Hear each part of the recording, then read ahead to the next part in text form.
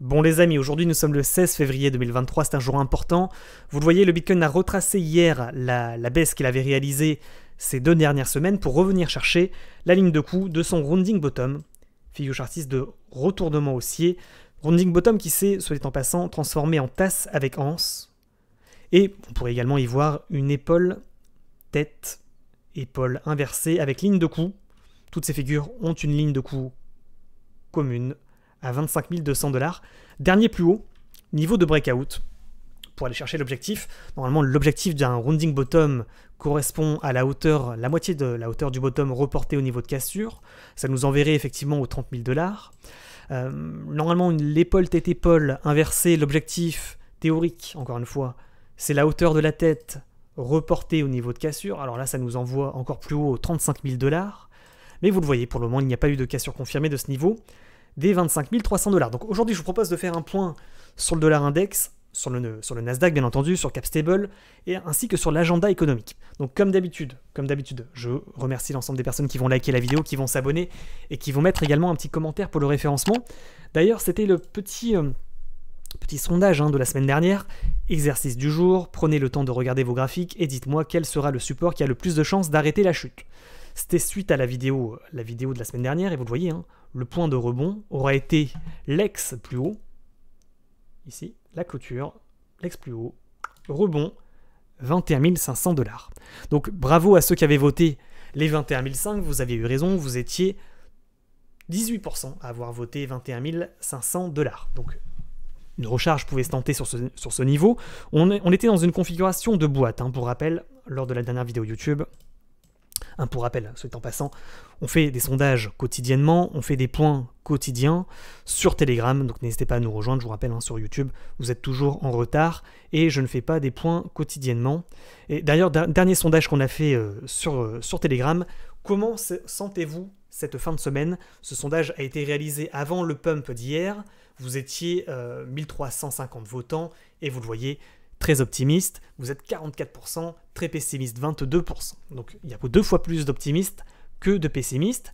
Et vous voyez effectivement, on s'était quitté sur le dernier post Telegram avec le retour sur ligne de coup du rounding et de l'épaule tête-épaule inversée que l'on a en vue hebdomadaire. Au niveau des éléments intéressants, donc effectivement on parlait de boîte, pump, consolidation, petite boîte, on en avait parlé avec le range, pour rappel, dans la dernière vidéo YouTube, on avait parlé d'un range avec 2 possibilités, soit de cassure pour poursuivre et aller rechercher une autre boîte, soit de rebond pour casser le range par le haut, faire une Bart Simpson inversée et revenir, finalement refaire un range dans une boîte plus haute, aller chercher potentiellement, ça serait une impulsion finalement, de pump, correction, et non pas reprise de baisse, pump, correction, consolidation, repump.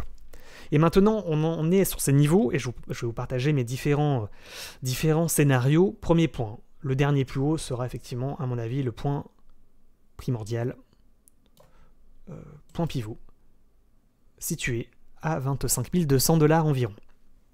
Également cette trendline ascendante, point bas, point bas, point bas, cassure, prise d'élan. On n'arrive pas tout à fait, selon moi, à toucher le niveau. C'est pas impossible qu'on fasse un dernier rallye pour aller chercher vraiment ce dernier plus haut, et également la trendline ascendante, à 25 200. Et à mon avis, le niveau à risque, il se situe pas forcément à l'endroit où on se trouve actuellement, mais vraiment sur le croisement des chemins, à 25 200, ça sera le niveau, à mon avis, de rejet. Avant de parler plus en détail du Bitcoin, je vous propose, dans un premier temps, de regarder peut-être les volumes profile en vue daily, en vue journée. On voit qu'on a un gros niveau de support ici, que si on devait se faire rejeter, c'est pas improbable qu'on retombe sur les 23 000 $. Cela n'invaliderait pas pour autant la hausse que l'on réalise actuellement. En vue hebdomadaire, donc on voit cette tentative de transpersion des moyennes mobiles exponentielles pour retourner la tendance à la hausse en vue hebdo, avec cette magnifique épaule tête-épaule inversée de retournement, figure chartiste de retournement aussi. Au niveau des volumes profile, c'est ça que je voulais regarder avec vous. Au niveau de la vue hebdomadaire, à mon avis, sur cette vue, ça n'a pas fonctionné. Il faut aller sur celle-là. Tac. Donc on retrouve ces volumes profile. On retrouve ce gap entre entre la dernière résistance et la prochaine résistance qui est située à 30 000 $, hein, dernière mèche. L'ancien range, ligne de coup du double top précédent sur le Bitcoin. Et effectivement, cet objectif de cours que l'on espère tous à 30 000 $, bien entendu, sauf pour ceux qui n'ont pas rechargé, qui n'ont pas eu les nerfs solides et qui ont tout revendu sur le dip de la dernière fois.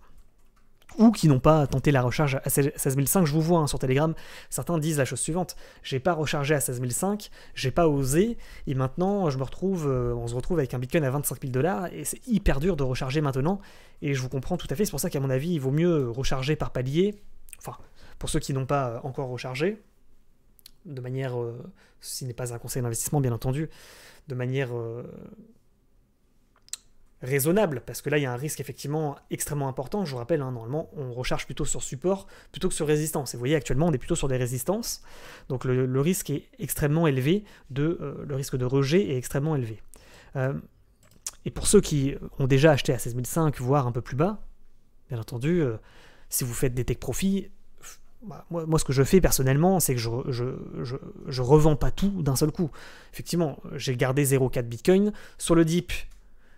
À 21 500, j'ai rechargé de 0,3 Bitcoin, et je suis toujours également en long. Bon, on l'a vu pour ceux qui me suivent, tous ceux qui me suivent sur Twitch, en long sur le Bitcoin avec une entrée à 21 900 $, et effectivement 61% sur le trade que j'ai réalisé sur le dip, sans compter effectivement les recharges en spot.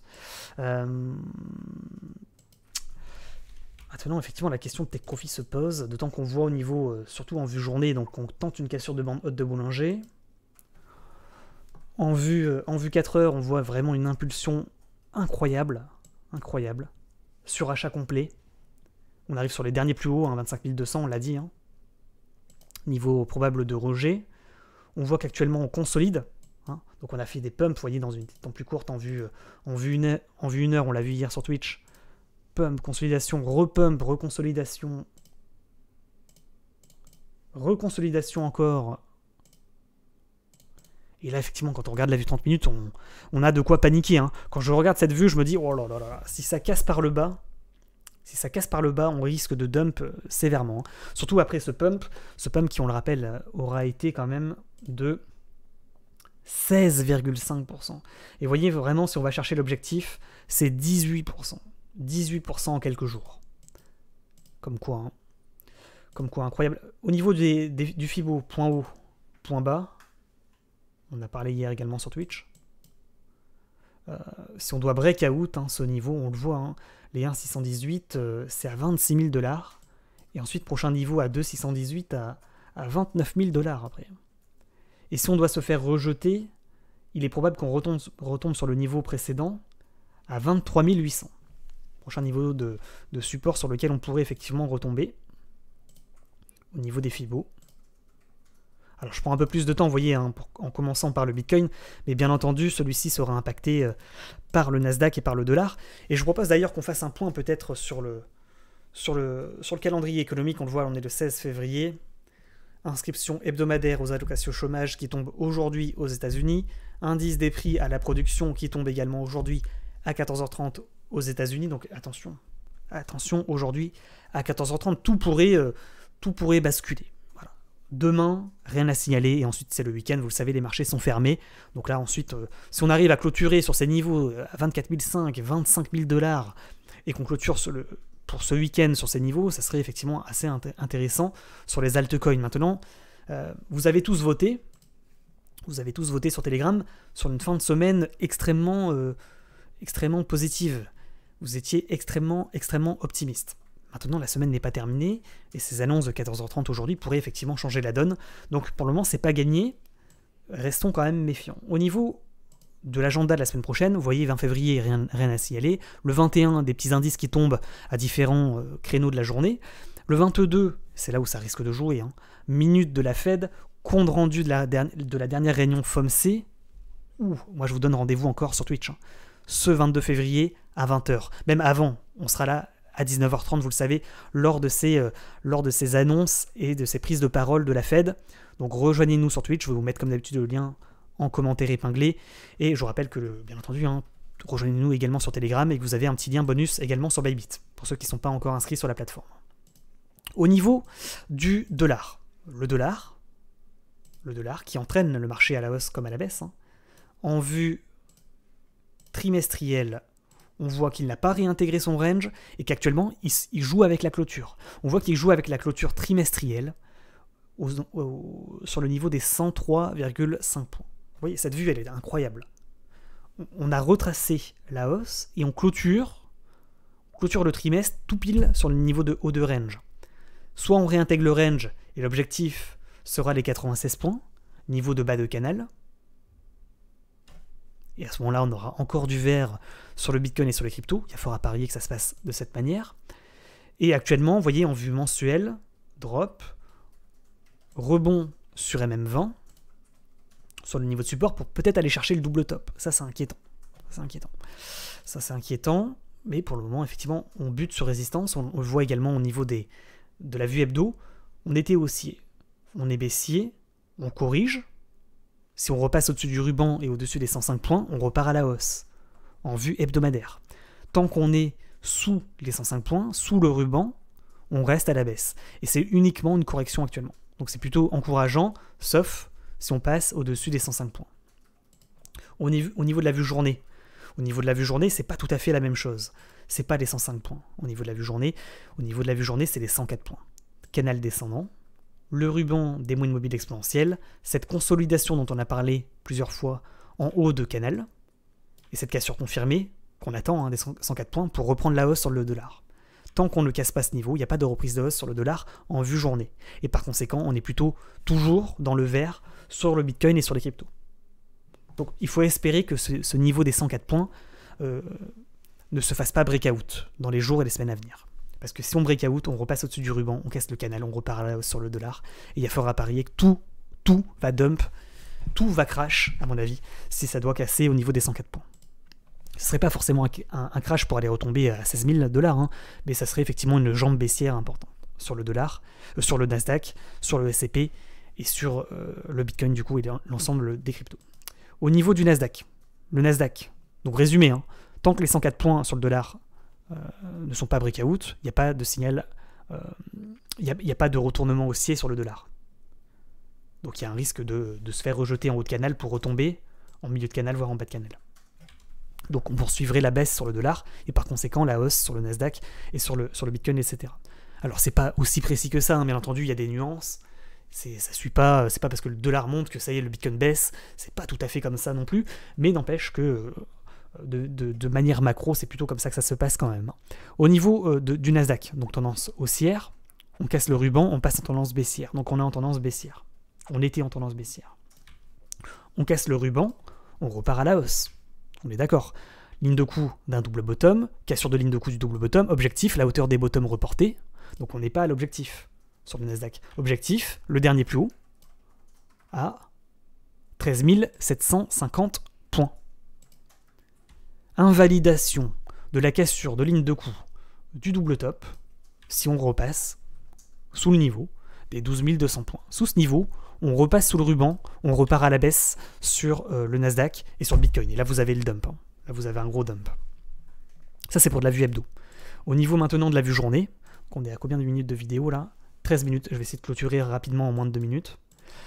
Au niveau de la vue journée, qu'est-ce qu'on a ? Toujours dans le canal ascendant. Tac, tac. Tac, on va chercher le bas de canal, on prend de l'élan, on rebondit. Le risque principal en vue journée, c'est quoi ? C'est les derniers plus hauts. Le rejet à 12 800 points. On forme un double top. On casse le canal par le bas. On dump. On forme un double top en vue journée. On casse le double top par le bas, on reprend la baisse. Terminé. C'est terminé. Il se passe un truc comme ça, c'est terminé. Le Bitcoin, il retombe sur les niveaux à 20 000 $. C'est tout. Donc attention, parce que là c'est assez inquiétant. Hein. Cette vue, elle est inquiétante. Effectivement, on se dit, on avait un canal, on en a parlé en fin de vidéo YouTube de la semaine dernière.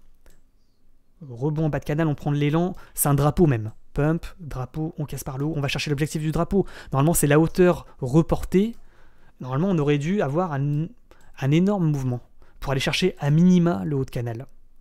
À minima, les niveaux de haut de canal. Vous voyez, on bute sur résistance actuellement. Donc là, le risque de double top pour aller chercher le bas de canal, le casser et dump est extrêmement important sur le Nasdaq. Voilà, je préfère prévenir. Je préfère prévenir de ce risque. Alors pour le moment, ça casse pas. Pour le moment, il n'y a pas de force vendeuse. Pour le moment, personne ne clôture ses longues. Mais voilà, il faut toujours parler de ce scénario, le scénario le plus risqué, de dire, eh ben, on casse sur Nasdaq le bas de canal à 12 500 points. On va chercher la ligne de coup d'un énorme double top en vue hebdomadaire et en vue journée, à 12 200 points. C'est le niveau dont on a parlé, hein, 12 200 points. C'est la ligne de coup de l'ancien double bottom, hein, en vue hebdo. Et là, ça fait un double top, on casse la ligne de coup, on réintègre, c'est terminé. Donc voilà, ça c'est le scénario du pire dont il faut toujours se rappeler. Maintenant, pour le moment, c'est pas validé, on n'a pas cassé le canal par le bas, on n'a pas cassé la ligne de coup du double top, il n'y a même pas de double top. Je prévois le pire, on ne sait jamais. Maintenant, pour le moment, on est toujours à l'achat, on est toujours dans le canal ascendant, et tant que le canal ascendant n'est pas cassé, on va chercher les objectifs de cours et l'objectif du double bottom hebdo pour aller chercher effectivement les 13 700 points. Peut-être que là, actuellement, on est en pullback sur Nasdaq.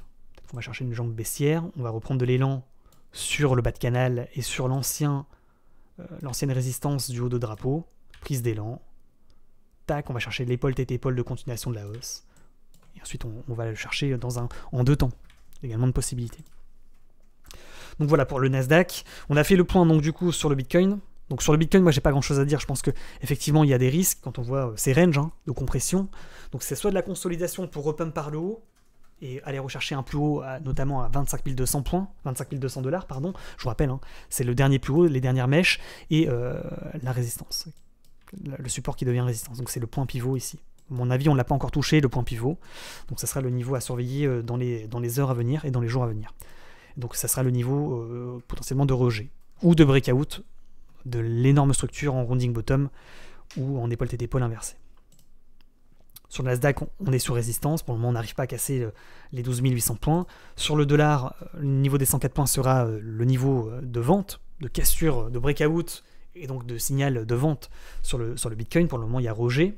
Et sur Capstable, pour terminer la vidéo YouTube, vous voyez, on avait parlé des derniers points de rejet. On vous rappelle la dernière vidéo YouTube. Résistance qui devient support. Si on réintègre, on est à la vente sur le Bitcoin et sur les cryptos. Si on se fait rejeter, on est à l'achat. On aura une jambe baissière sur Capstable et par conséquent haussière sur le Bitcoin. Et c'est exactement ce qui s'est passé. C'est exactement ce qui s'est passé au final. Maintenant, vous voyez qu'est-ce qu'on voit. Donc on s'est fait rejeter, on repart à l'achat. Premier top, deuxième top, troisième top, dernier plus bas. Si on passe sous ce niveau, on est à l'achat, on continue à l'achat. Sur le Bitcoin, sur les cryptos et sur tout le reste. Donc là, il faut espérer qu'on casse les 10,8% sur Capstable.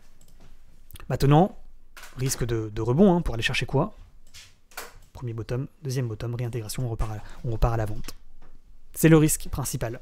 On casse pas le dernier plus bas et on repart et on fait un énorme double bottom et on repart à la hausse. Carotte. Là, ça serait la carotte effectivement de pour la fin février. Maintenant, vous le voyez, au niveau des moyennes mobiles exponentielles, on repasse sous le ruban et par conséquent, pour le moment, on passe plutôt à l'achat sur le Bitcoin et sur les cryptos. Toujours des signaux plutôt positifs, optimistes pour le moment.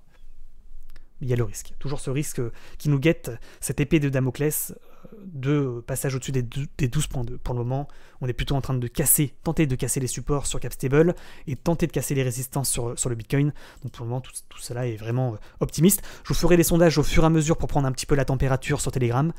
N'hésitez pas, comme d'habitude, à nous rejoindre. On fera des points quotidiens, bien entendu, sur Telegram. Puis dès que j'ai un peu de temps, je ferai également des points sur YouTube. Rejoignez-nous quand même sur Twitch.